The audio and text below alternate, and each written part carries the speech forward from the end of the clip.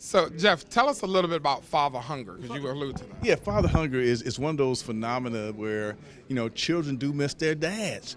I sat down with a young lady some years ago. Her name is Robin Wright King, and she wrote a book called Papa Was a Rolling Stone, A Daughter's Journey to Forgiveness.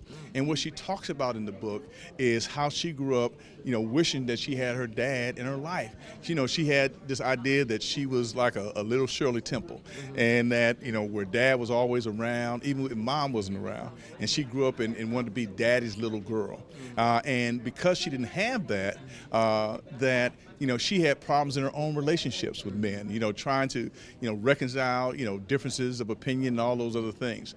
And she said it was not until she forgave her dad that she was able to move on with her life, but that's her story. But there are many other stories of both men and women who have father absence. Some of the therapeutic approaches is that if you had to say something to your dad that you never had the opportunity to do, from a therapy standpoint, write it down. And from men, I've read letters like, "Dad, where were you?